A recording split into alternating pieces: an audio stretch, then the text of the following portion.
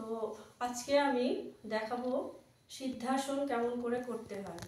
আগের দিন বলেছিলাম যে ডিপ্রেশন, অ্যাংজাইটি এগুলোকে কন্ট্রোল করার জন্য 3টে আসন করতে হয়, তার মধ্যে একটা হচ্ছে সিদ্ধাসন।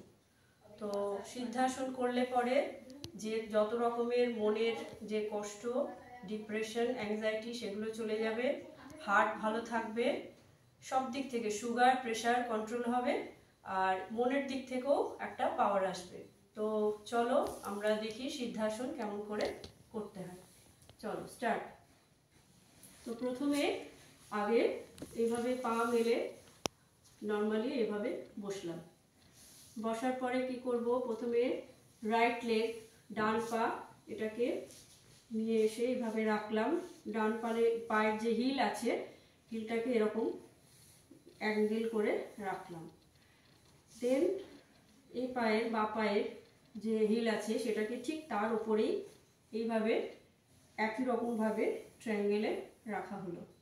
এবারে এই যে রিং ফিঙ্গার আছে, এটা এই দুটো হাতের রিং ফিঙ্গারকে এইভাবে ধরে হিপের এখানে রাখা হবে। এইরকম পশ্চার, পেছনের মেরুদণ্ড, স্পাইন একদম সোজা থাকবে, আর এই থুতনি এটা থাকবে এখানে নিচে পয়েন্ট করে আমি জোরে জোরে 9 বার নিঃশ্বাস নেব, শ্বাস নেব, ছাড়বো। তো কিভাবে করছি, এইভাবে রাখলাম, একটু কাছে আসো, দেখা যাচ্ছে তো? স্টার্ট। 1 2 3 4 5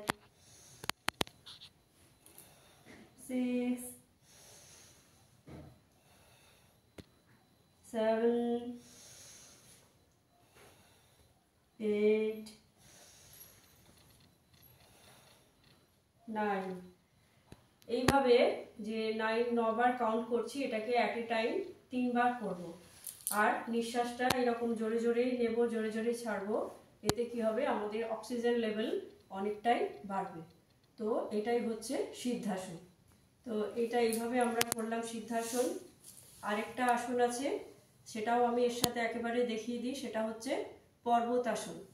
ওটাতেও অ্যাংজাইটি, ডিপ্রেশন কন্ট্রোল হয়। সেটা হচ্ছে এইভাবে হাতটাকে নিয়ে এসে ওপরে রাখলাম, এইভাবে জোড়া রেখে, আর চোখ বন্ধ করে আমি 10 কাউন্ট করব নিঃশ্বাস ধরে।